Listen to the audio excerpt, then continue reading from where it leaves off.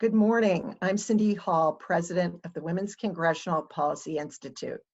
Welcome to this morning's discussion, the third in our briefing series, Childbirth Should Not Be a Death Sentence, Global Maternal Health, and the Impact of COVID-19. We have held a number of briefings on maternal health over the past 2 decades. The focus of today's conversation will be on the role of the private sector and faith-based organizations on the effort to reduce maternal deaths globally. Our special thanks to the Bill and Melinda Gates Foundation for their support for this series. The Women's Congressional Policy Institute, or WCPI, as most of you know, is a nonpartisan, nonprofit public policy organization whose mission is to bring together a community of bipartisan women policymakers and trusted partners to advance issues of importance to women, develop the next generation of women leaders, and foster a more effective and representative democracy. We work closely with the members and staff of the Bipartisan Caucus for Women's Issues. I would like to thank our congressional briefing co-sponsors, the leadership of the Women's Caucus, each of whom, by the way, is speaking today. Congresswomen Brenda L. Lawrence and Debbie Lesko, co-chairs, and Congresswomen Madeleine Dean and Jenniffer González-Colón, vice chairs. Our thanks to our speakers, Joy Marini, Melanie Lopez, and our moderator, Stacey Stewart, and the Johnson & Johnson, World Vision, and March of Dimes teams. We also welcome Anna Schneider, chair of the WCPI Board of Directors, and Stacey Stewart, our moderator, also is a member of our board. As noted in the invitation for today's discussion, only questions that were submitted in advance will be asked due to time constraints. We will be live tweeting during the briefing. We encourage you and others to do so as well using the hashtag WCPI Global Health. I am now pleased to introduce Congresswoman Brenda Lawrence, co-chair of the Bipartisan Congressional Caucus for Women's Issues. Congresswoman Lawrence is serving her 3rd term representing the 14th District of Michigan.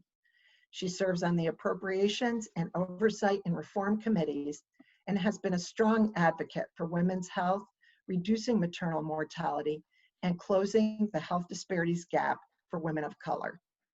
Congresswoman Lawrence. Hello, I want to say thank you so much to Sydney Hall and Cheryl Williams from the Congressional Policy Institute for organizing this event and bringing attention to COVID-19 and its impact on maternal health. And a special thank you to the Bipartisan Women's Caucus leadership and the panelists for joining this discussion today. Worldwide, there are 67 million cases of COVID and over 1.5 million people have died from contracting the disease. The disease almost includes over 300,000 deaths in the US. As the pandemic progresses, the situation worsens in lower and middle income countries. Entire country lockdowns, economic downturns, the public fear associated with contracting the virus have put the security of millions of mothers and their children at stake. Today, we're talking about the role of the private sector investment. The private sector plays a critical role in women's maternal health by developing life-saving drugs, creating new technologies, creating partnerships, and utilizing private sector talent. The private sector has a different way of thinking and solving concerns related to maternal health. Also, the role of faith-based organizations. Faith-based organization has been instrumental in providing training and employment for healthcare workers, educating communities, and funding global health initiatives. Hospitals and facilities run by faith-based organizations have historically been established where service needs are the greatest. We cannot let COVID-19 turn back the clock on progress. I want to thank you all very much. We look forward to hearing your recommendations and seeing how we can invest in stronger health systems. Thank you again to the leadership of the Women's Congressional Policy Institute, and also to my co-chair, Debbie Lesko, and our vice chairs, Congresswoman Dean and Congresswoman González. Thank you, and I yield back. Thank you so much, Congresswoman Lawrence, for all of your leadership on women's health and all women's issues. It's been a pleasure working with you for these past several years. It's been an honor, and I can tell you, I'm just so happy for the chapter in the life we have written together on women's issues. Thank you so much. Thank you. And now I'm very pleased to introduce the Republican counterpart to Congresswoman Lawrence with the Women's Caucus, Congresswoman Debbie Lesko, Republican co-chair. She is serving her second term representing the 8th District of Arizona.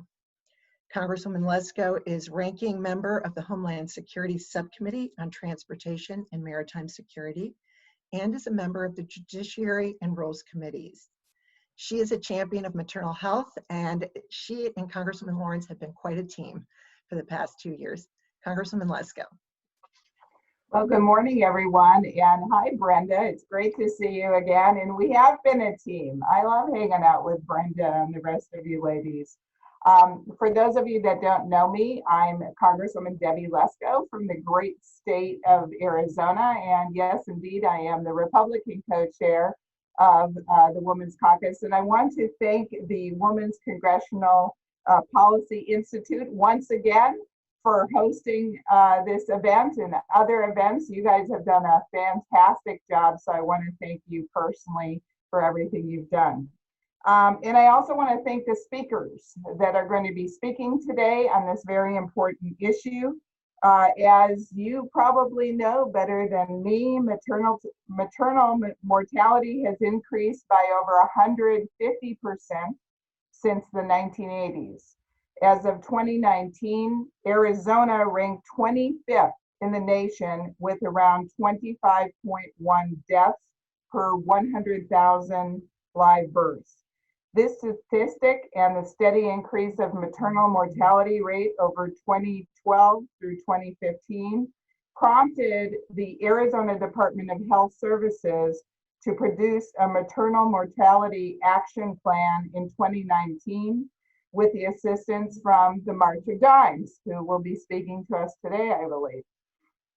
The action plan outlines 5 clear goals to reach that will lead to lower maternal deaths in the state, including improving access to prenatal and postpartum care and improving surveillance of maternal mortalities. The work is being done here in the United States, and our speakers today will share the work being done globally to save our mothers and babies. It is critical for Congress and federal agencies to hear from you, our speakers, on the research and data that you have collected on maternal mortality and to listen to recommendations on how to reduce the deaths of mothers. During this pandemic, the problem persists and must be addressed appropriately with acknowledgement of the healthcare struggles that have erupted because of COVID-19. I look forward to hearing from our speakers and appreciate the Women's Congressional Policy Institute for organizing this discussion. Thank you. Thank you so much, Congresswoman Lesko, and certainly for pointing out the fact that our country has a very high maternal death rate. And I know our speakers will be including the U.S. among its points and observations. So we appreciate that very much. And thank you again to both Congresswomen Lawrence and Lesko for your incredible leadership as co-chairs of the caucus over the past 2 years. Truly, it has been a pleasure for us to work closely with you, and we look forward to continuing to do that in the future. So thank you so much.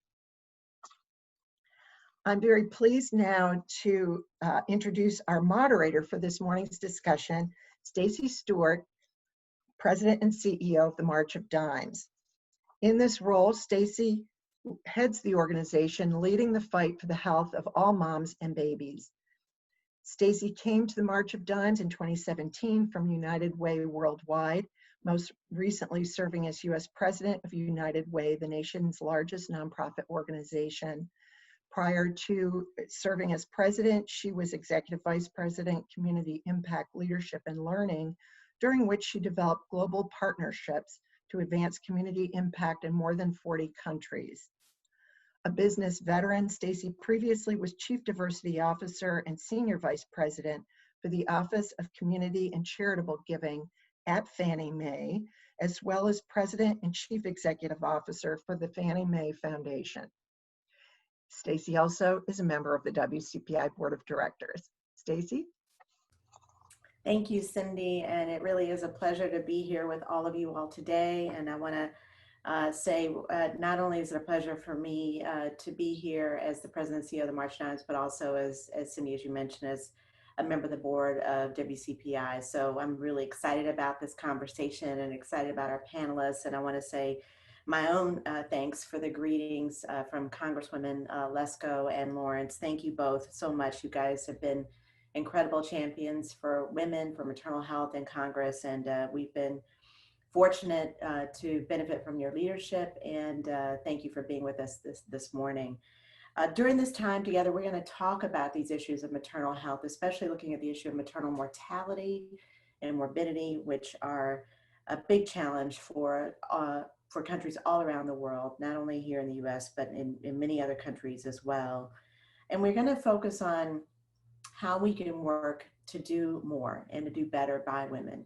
Certainly making sure they are healthy before pregnancy, during pregnancy, and after pregnancy, after the childbirth. We really are experiencing a global maternal health crisis in this country. And I think it's important for us to look at what are the lessons that we're learning as we work on some of these issues together in countries around the world. What are the programs that are really helping mothers not only survive pregnancy and childbirth, but thrive through that experience? But to begin the conversation, we're just going to start with just laying the groundwork for some facts. Today, there are over 800 women around the world every single day who die from complications related to pregnancy. 94% of all maternal deaths occur in low and lower middle income countries. We also know that well over 90% of all these deaths are preventable. We also know that for every woman that dies, there are at least 20 more who experience severe injuries, infections, or disabilities. And to Cindy's earlier point, and to Congresswoman Lesko's point around the issue is not just around the world, the issue is also right here in the US, where we are considered the most dangerous developed nation in the world in which to give birth, where our rates of maternal mortality and morbidity have actually doubled over the past 25 years, whereas as compared to other wealthy countries around the world, their rates have been declining, our rates have been increasing. So, you know, this issue goes from lower resource countries all the way to even one of the wealthiest countries in the world. This is something that we have to address as a global issue. We have to work on this as a global priority. And it's time for us to do better by women, to make sure we're working together to create change, to make sure women are healthy, and to make sure the next generation is as healthy as possible as well. So that's the conversation we're going to be having today. We're very fortunate to have some incredible leaders who are doing great work in this space. I'm excited to get into the conversation and introduce all of you all to them. So we'll first start the conversation with Joy Marini. Joy is the Global Director of Health for the women's team for the Office of the Chief Medical Officer at Johnson & Johnson. The Health of Women team aims to lead transformative change to better the lives of women, including reducing maternal mortality in the United States. In her past role at Johnson & Johnson, she's established partnerships to improve access to a skilled health workforce, maternal, newborn, and child health, and to focus on women's and girls' empowerment. Her expertise is in leading public-private partnerships with the UN, civil society, and government entities, designed to implement sustainable programs that improve health. Among the public-private partnerships Joy has led are Born on Time with Global Affairs Canada and the governments of Mali, Bangladesh, and Ethiopia, Survive and Thrive with USAID, and the China Neonatal Resuscitation Program with the Chinese Ministry of Health. which is now in its 14th year and scaled to over 90% of maternal facilities. Joy holds a Bachelor of Science in Animal Science and Agriculture from Western Kentucky University and an MBA from Rider University, and an MS in being a physician assistant from UMD&J at Rutgers. She is on the boards of Global Health Council and GBC Health. Joy, you've got an amazing background and experience with working on these issues around maternal health around the world. So we're so pleased you're joining us today. I want to just say that I spoke briefly on the status of global maternal health. And there's a study that was done in 2017 called The Trends in Maternal Mortality that was published by the World Health Organization, by UNCF, and UNFPA, the World Bank Group, and the United Nations Population Division, which found that the maternal mortality ratio, which is calculated by the number of maternal deaths per 100,000 live births, dropped by about 38% worldwide. And while this decline is a step in the right direction, it still means that in 2017, 295,000 women died during or immediately after childbirth. So Joy, can you tell us a little bit about these trends that we're seeing and how we can continue to improve on the status of global maternal health? Thank you so much. Thank you, Stacey. I'd like to start, if you don't mind, with a little bit of something else that's on my mind. And we're all friends here. And a week ago, Jasmine, who is the granddaughter of someone from my home church in Kentucky, Jasmine was looking forward to Christmas. She has 3 children. She's 8 months pregnant, really excited for what is to come. 5 days ago, in a suburb south of Atlanta, Jasmine had an emergency, excuse me, and she did not make it. They called the ambulance, and she is living in a maternity desert here in the United States. In Georgia, 50% of the counties do not have obstetric care in their counties. She didn't make it. The baby is now at Vanderbilt, but Jasmine is not with us. This shouldn't happen. This happens over and over and over, more than 800 times every day around the world, leaving families devastated, and often in some places in the world, leaving a newborn 10 times more likely to die in that first year. So for me, today's discussion seems to be extremely timely, and I apologize for getting a little bit emotional about it. And I want to really thank the Women's Congressional Policy Institute and Cindy Hall for hosting this, and the Bill and Melinda Gates Foundation for supporting it, to really keep this conversation going. I also really want to recognize the co-chairs of the WCPI, Congresswoman Lesko, Congresswoman Lawrence, Congresswoman Dean, and Congresswoman González-Colón. And then there are these amazing women also in Congress who have been doing this work for many years. Representative Robin Kelly, Representative Lauren Underwood, Jamie Herrera Butler, and Representative Adams. They've been champions for a long time, and as well as many of the groups that we work with.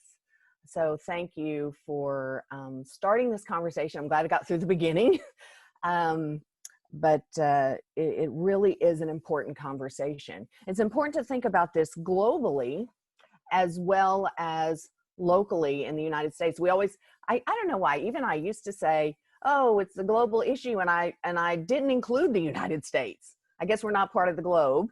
But the truth of the matter is we have a maternal mortality crisis right here in the US as well, even though, you know, we recognize that the global issues are severe. Maternity deserts, that same issue, no care within an hour, no accessible care, happens all over the world. But, you know, in Georgia, where Jasmine lived, the maternal mortality rate, according to ACOG, is the same as it is in Syria. In New Jersey, it's the same as it is in the Gaza Strip.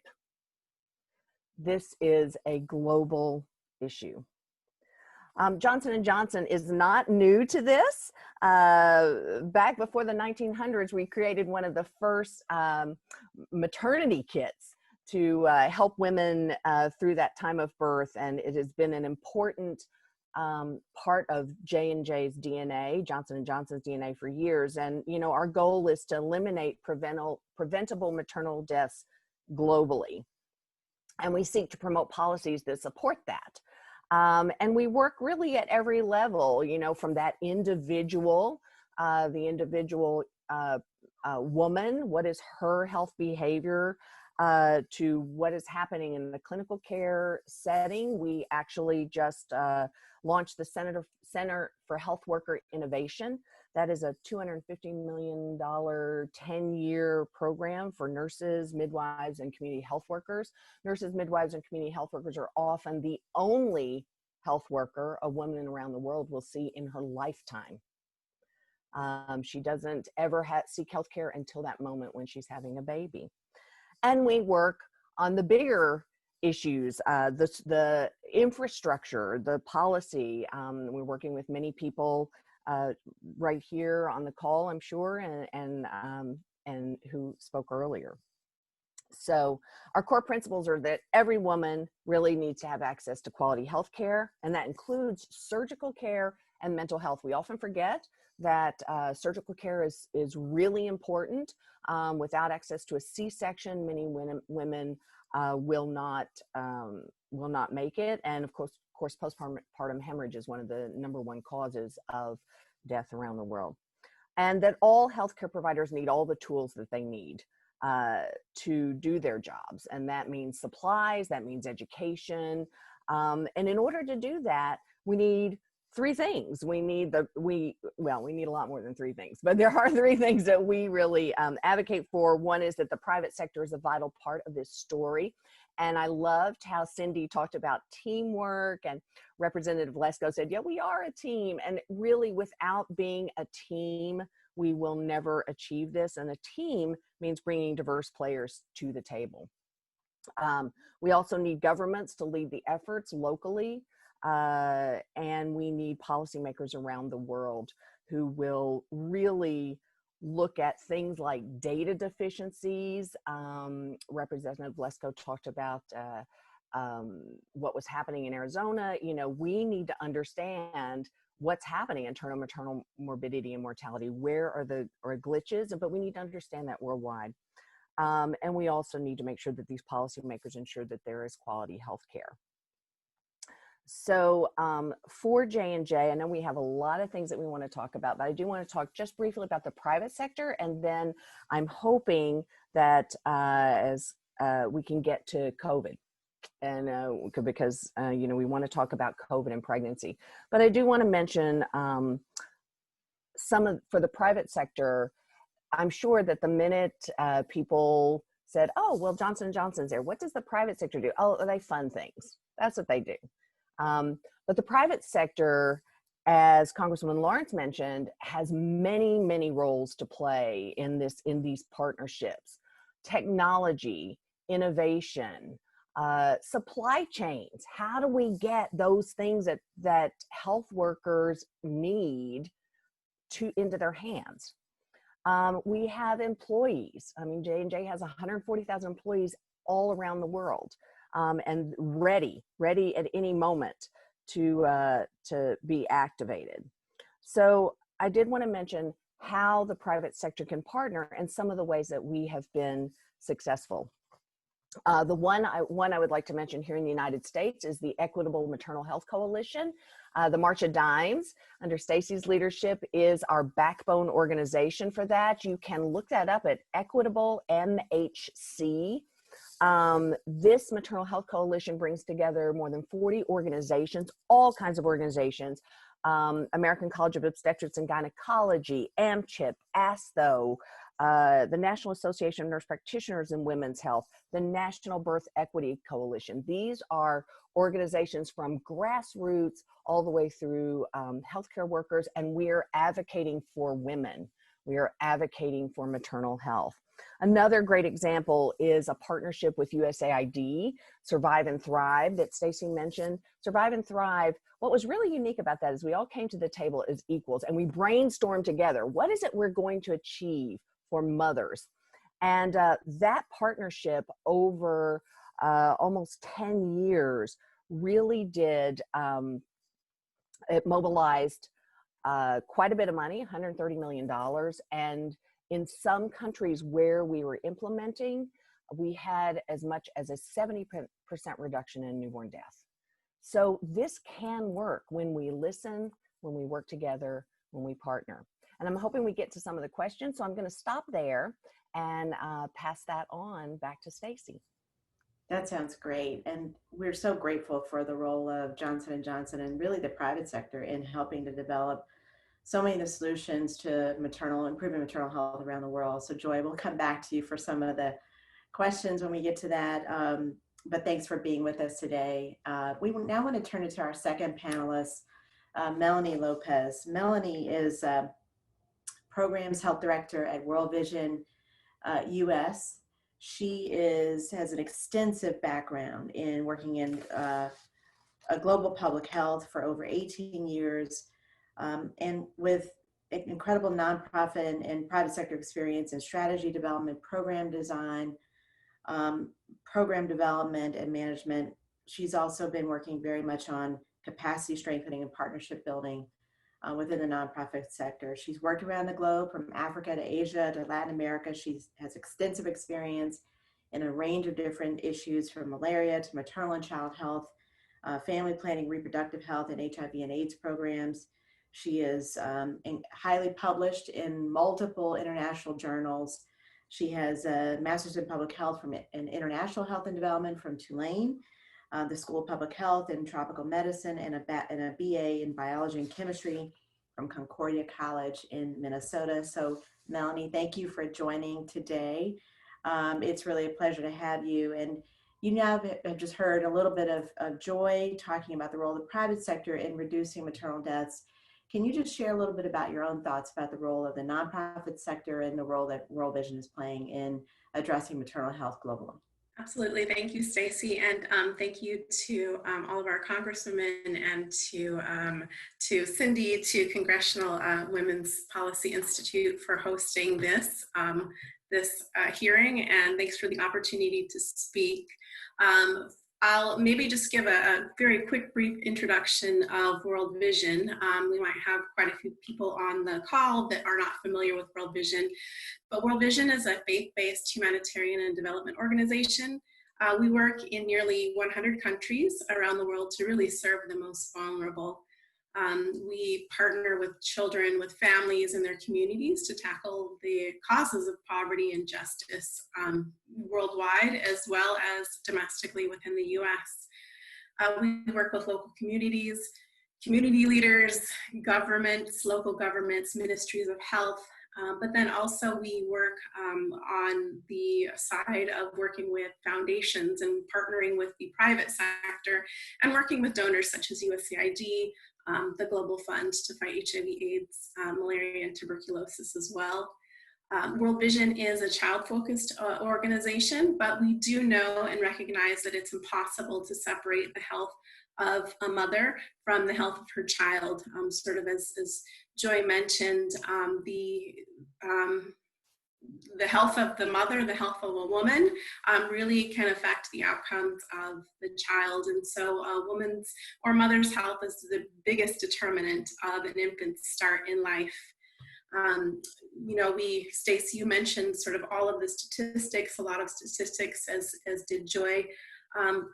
World Vision, we work closely again with the communities. World Vision really focuses on the sort of on the ground, the grassroots level of community organization and social change. We do know just a few statistics as well that that complications for pregnancy and childbirth is the leading cause of death for adolescent girls. And with COVID-19, we are seeing increased rates of teenage pregnancy. So that's something that also just sort of keeping in mind. We also recognize that for a lot of developing countries, early marriage and first pregnancies and closely spaced births are also among the most frequent causes of mother and child death as well.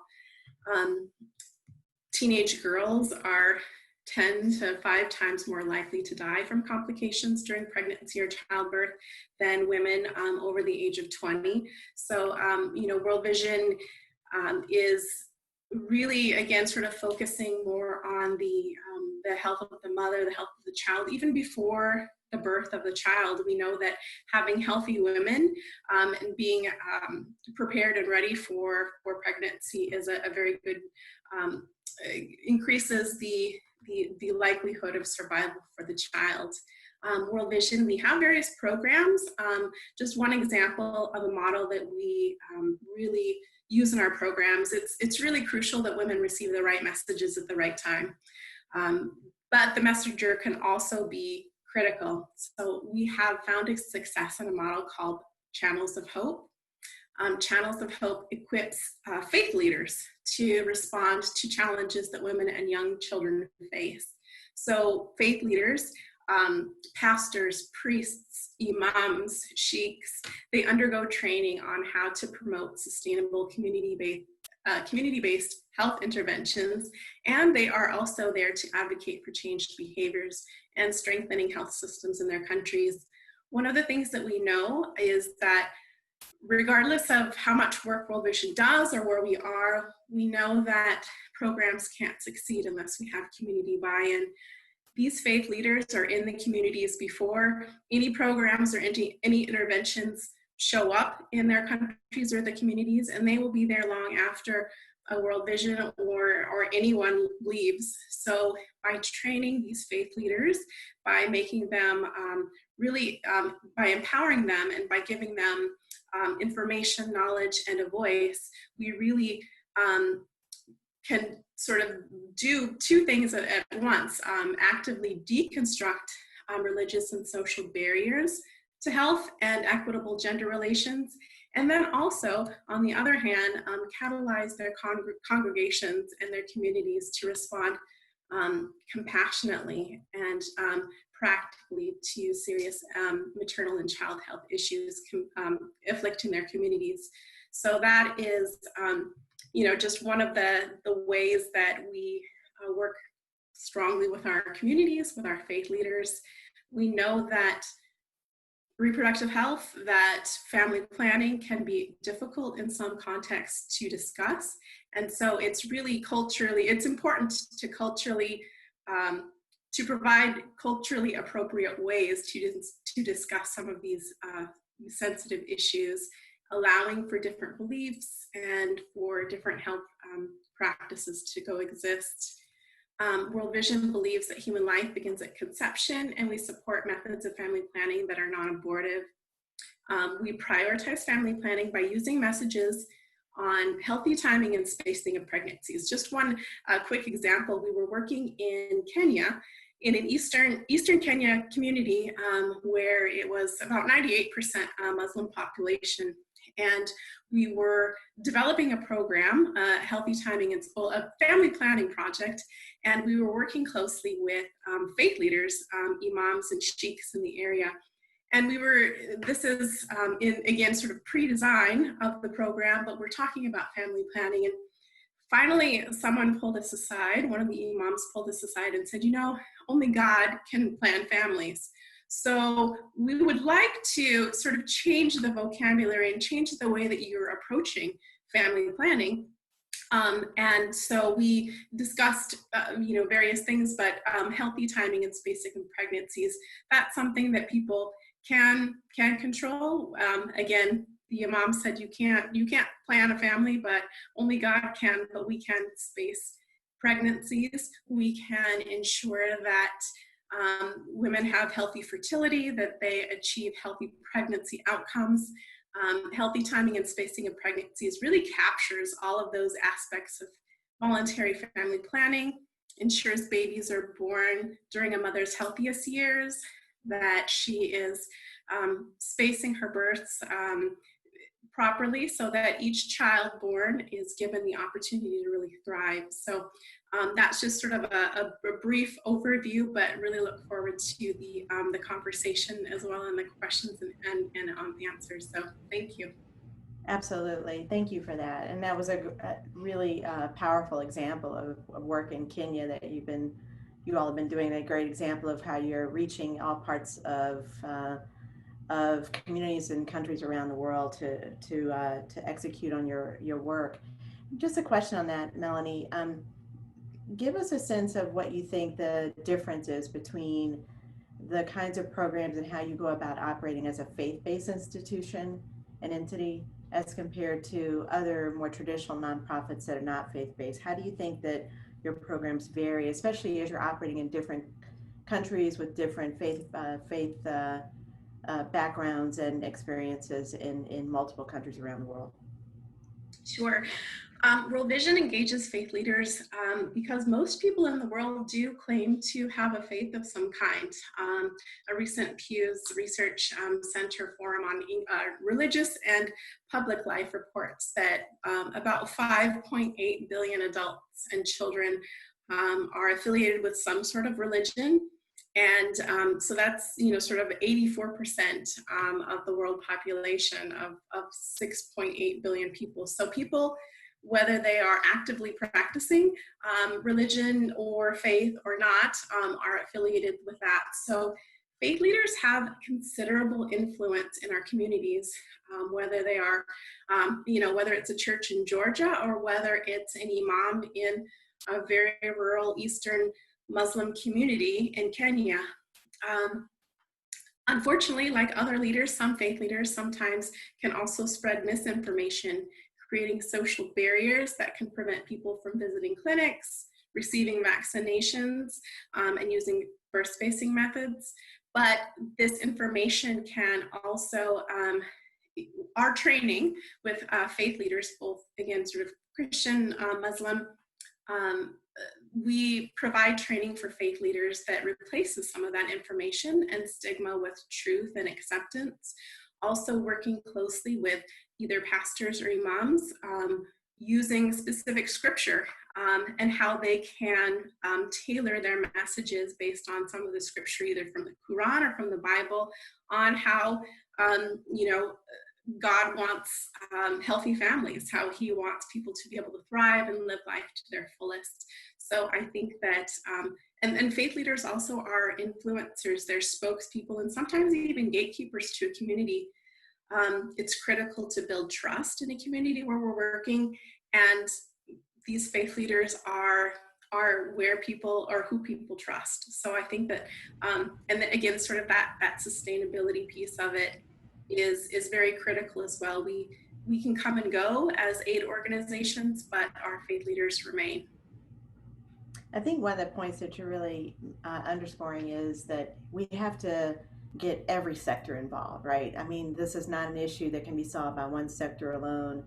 And I think, Joy, I want to come back to you because it really points again to the value of having the private sector engaged. I mean, even though we're fortunate to have the leadership of many members of Congress on this call and in Congress really working on these issues, we also need the private sector. Johnson & Johnson, you've touched on a little bit about the very important role that you all have played as a company in addressing these issues. But can you speak more broadly to what the private sector can really bring to some of these issues around global maternal health and even beyond just Johnson & Johnson, and how important it is to get the private sector engaged? Thank you, Stacey. This is one of my favorite topics. Earlier in my career, I was so proud of a program that I had been working on to train midwives.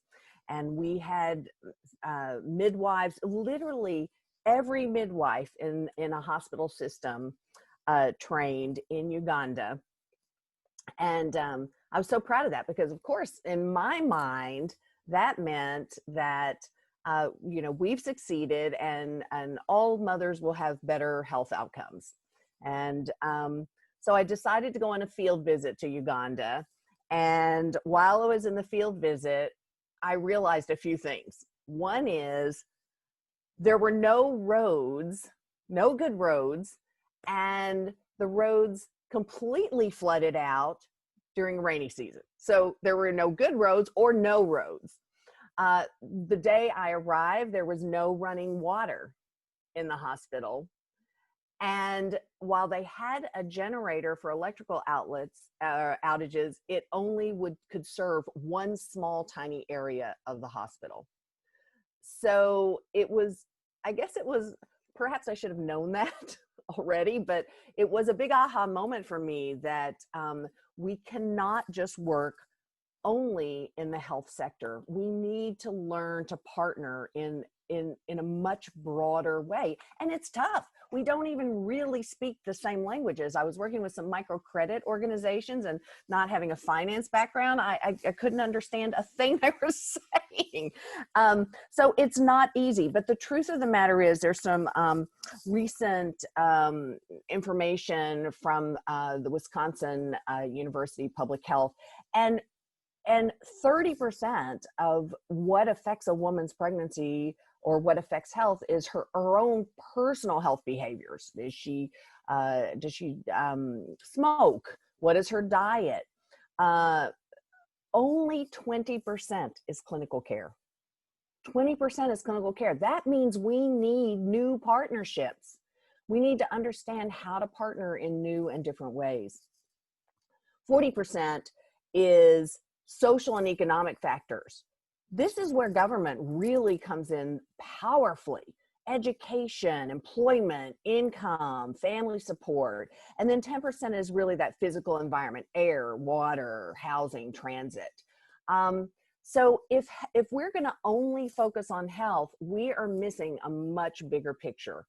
But there are private sector organizations in all of these spaces, of course, and they have the ability to convene, the ability to bring technology to the table. One of the things that we're doing in Georgia in partnership, the Health of Women team is working to leapfrog traditional bricks and mortar. We're saying, okay, who else has to come to the table? Because if we have maternity deserts and women cannot get to obstetric care within an hour, how can we leapfrog bricks and mortar with technology? Where are there gaps that we can fill? So I am really looking forward to, to sitting side by side with transport and education and other areas that can really help women survive. I think that's one of the things that a lot of people really fail to really understand, is that our health is mostly determined by how we live.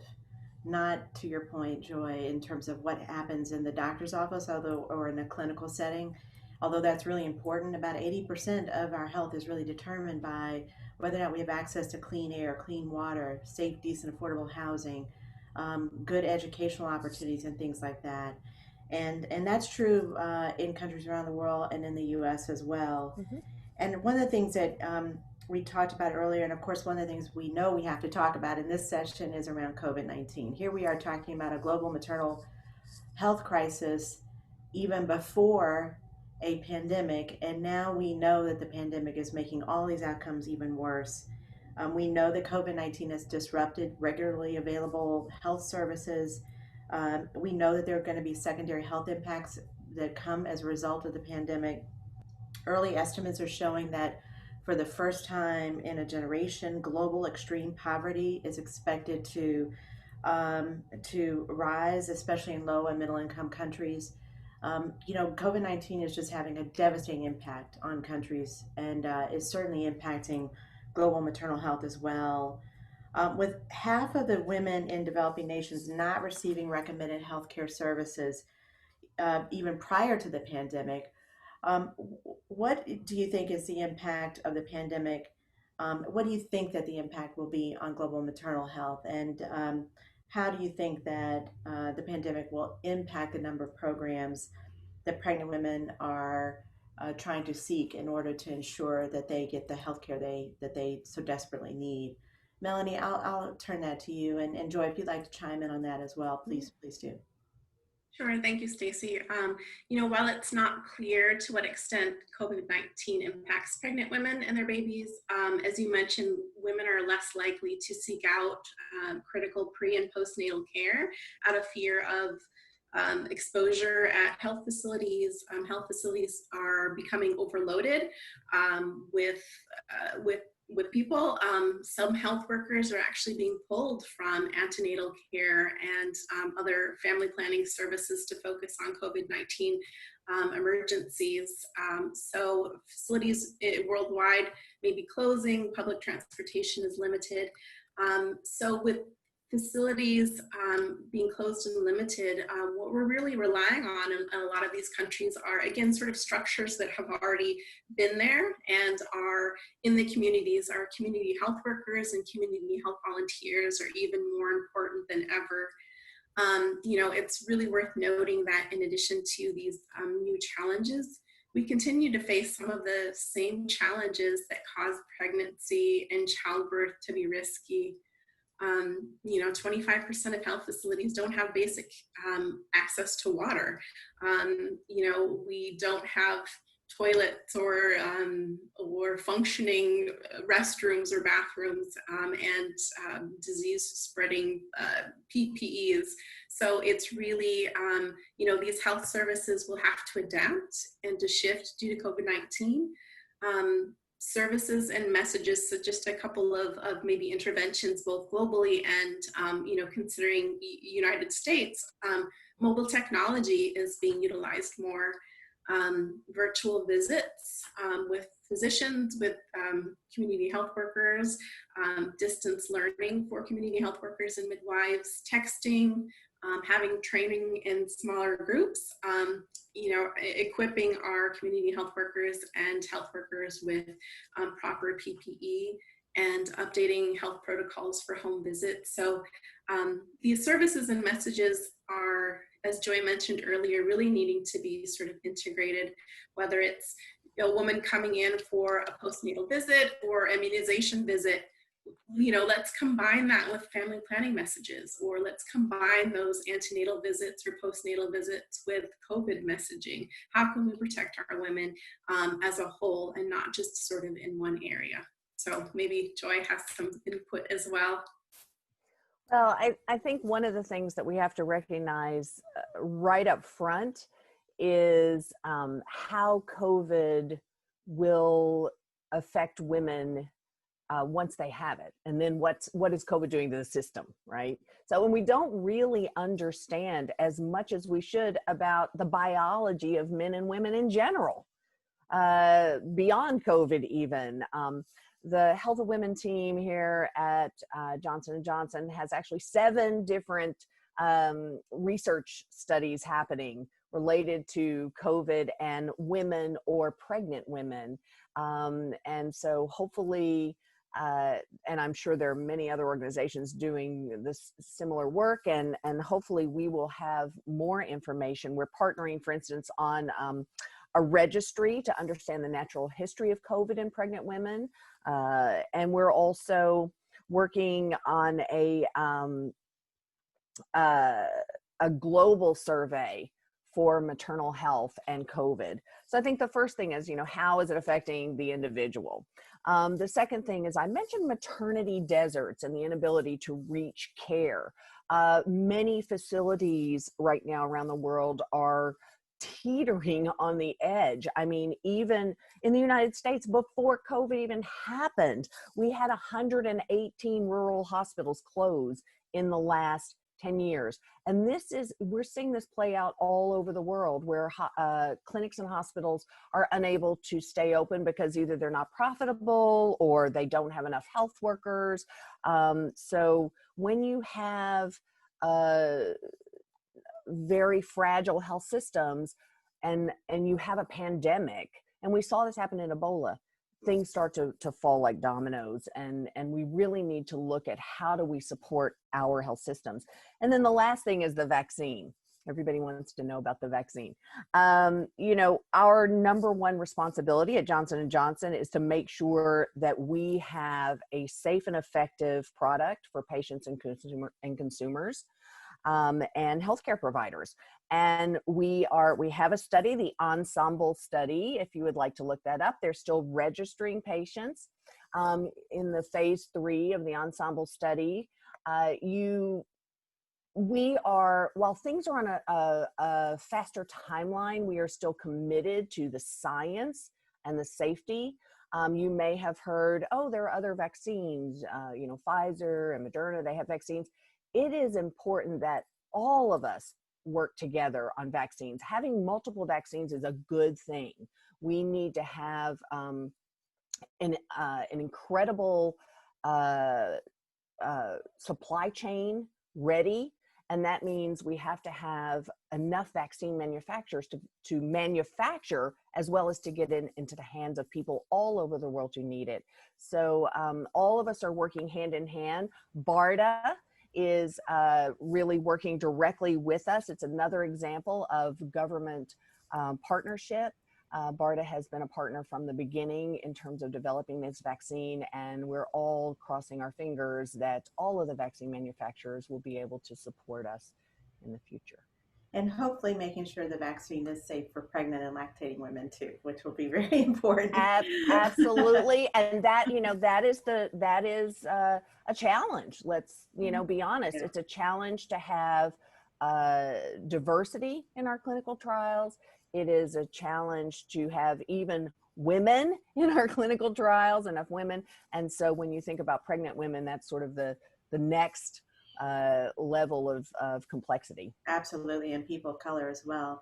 We're going to have to wrap this up fairly soon. So I want to ask one final question of both of the panelists and kind of wrap a couple of questions into one. First of all, we ought to leave this audience with some takeaways of what they can think about as their role and action steps or things that we can do in this country to really be a part of the solution for maternal health issues, both in the U.S. but around the world. And as I mentioned earlier, when we look at other highly developed countries, the U.S. is doing very poorly when we look at what's being done in other countries that have successfully dealt with and improved on their global health maternal health outcomes. So, Melanie, I want to ask you first, and then Joy, come to you for some final thoughts. What's working around the world right now where countries are seeing progress in improving global maternal health outcomes? What can we take as a lesson in the U.S. for what's working and hopefully apply that not only in the U.S., but hopefully spread that to other countries around the world as well? So Melanie, do you want to go first on that? Sure, thank you. Yeah, absolutely. Sometimes the most simple of solutions can save lives and are the most effective, even if problems are complex. There isn't a silver bullet to ending maternal deaths, but we do know what works to improve the safety of pregnancy and childbirth. We are seeing more of, again, sort of that grassroots care, or that personalized care where in developing nations, we have our community health workers really sort of being that sort of the hands and feet of health facilities if women can't reach them. So I think outreach, especially to thinking both internationally and domestically, being able to reach those rural communities, being able to reach minorities, those that are the most vulnerable. The U.S. government has been a leader for decades in reducing preventable maternal and child deaths. With COVID, I think this commitment is more important than ever. I think it's essential for the U.S. government to continue to build on its proven leadership by really investing in evidence-based implementation and really providing equitable and respectful and quality care to every woman, especially in humanitarian and fragile contexts. And I think finally, just continuing the U.S. government can continue to invest strategically in proven tools and approaches that improve the health of women and children and the most vulnerable. We really can save lives and restore the joys of motherhood, and really just, again, sort of seeking out those partnerships with private-public partnerships, partnering with governments, partnering with faith-based organizations, really getting at the root of the community. So again, faith leaders, community workers, and that. So thank you. That sounds great. Thank you. And Joy, in a minute or less, give us your final thoughts on what's working and what can we apply as we move forward. The first thing is that countries that prioritize mothers and babies clearly do better than countries who do not have a strong plan in place that is supported. So I think that is number one. I would say that number two is considering pregnancy beyond just that moment of pregnancy, because many women die in the postpartum period. About a third of them are dying in that year after pregnancy. We have to look at things like Medicaid extension in the United States, but even outside of the U.S., ensuring that we have good postnatal care is really important. And then the third is understanding the ecosystem that the woman lives in. And I think that our government partners really have the ability to help us come together as a community and bring many different diverse partners to the table. That sounds awesome. And I couldn't have wrapped it up any better than that between the two of you all. Thank you so much. You guys were amazing and awesome. And certainly it's been my pleasure to moderate this discussion. And Cindy, I'll turn it back over to you all, but thanks for the opportunity and the honor of hosting this conversation today. Thank you. Thank you so much. Stacey, Joy, and Melanie, you have been amazing. There is so much material here. I've been taking copious notes. And I know that a lot of the policymakers that have been attending, both members and staff, as well as advocates, are taking away a lot of wonderful suggestions and really some great ideas to move us forward on this important work. So I thank you all. Before we conclude this event, we're very pleased to welcome Congresswoman Madeleine Dean, who's the Democratic Vice Chair of the Bipartisan Women's Caucus.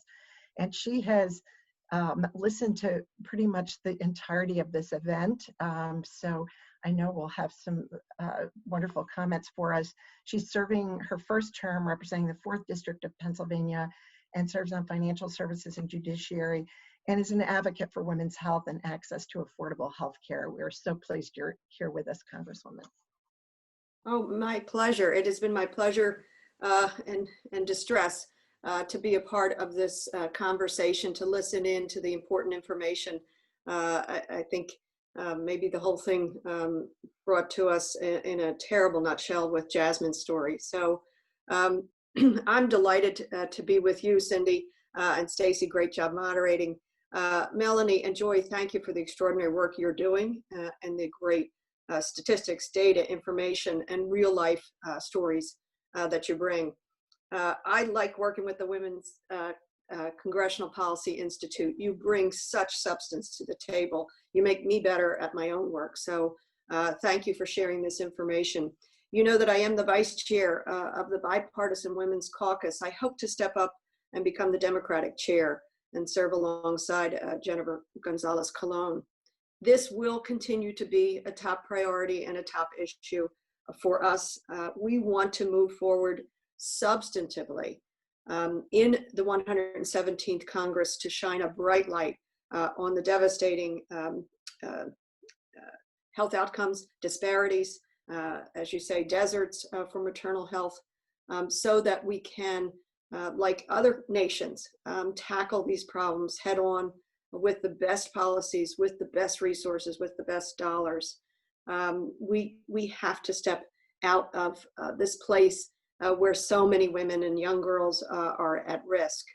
So I won't go into any more policy stuff than that, except to say this: I hope that you will see in our work with you and with the Bipartisan Women's Caucus a real effort at bipartisanship.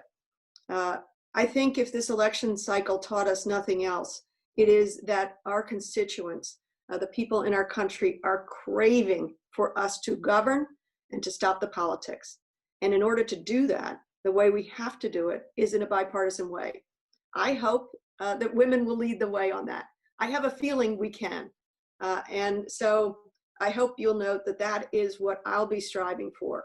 I found success in passing a bill as a freshman And the way I found success was finding an issue I could agree with a Republican on and moving forward, and we got it passed. I worked with Guy Rushenthaler on the Stoic Act. It was signed into law by President Trump in July of last year.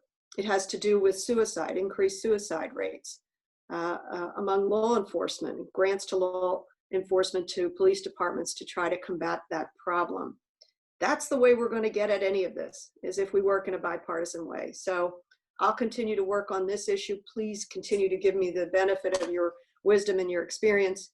And I hope that I can just continue to be a voice that says, if we can find areas of common interest and drop the trappings of political rhetoric, we might be able to govern and save some lives. So thank you, Cindy, for welcoming me. Thank you so much, Congresswoman. You always demonstrate exactly why it is that you are in the position you're in, and we are delighted to continue to work with you in a bipartisan way on these incredibly critical issues. Thank you for your thoughtful and passionate leadership. Thanks. I do know that we were expecting Congresswoman González-Colón. I think she must have been detained, so I'm going to go ahead and wrap things up. Thank you once again to our incredible panelists, to Joy and Melanie, and to Stacey for doing such a great job moderating this event today. It's such an important issue. Our organization has been passionate about this for decades, and I know each of you has been passionate throughout your career about this issue, and we hope that we can really make some impact in the coming year, the new Congress, and really get a fresh start on this. And we so thank you for the rich material that you've shared with us and many suggestions. This conversation was recorded and should be available for viewing on our website at wcpiinst.org later today. Attendees will receive an email asking you to fill out a survey about today's discussion, and we hope that each of you will take a few minutes to respond. I want to thank again the Bipartisan Women's Caucus leadership, members and staff, the Bill and Melinda Gates Foundation for their support for this briefing series. Finally, my thanks to Cynthia Ramos, Cheryl Williams, and Julia O'Connor for their work to make this briefing possible. And I did forget one other thing. I wanted to mention that I understand Congresswoman Lucille Roybal Allard was on the call for at least part of the time. She's one of the co-chairs of the Maternity Caucus in the House and another leader that I do want to make sure we recognize. So thank you so much for joining us. We hope this series will continue into the next Congress. Thank you. Thank you.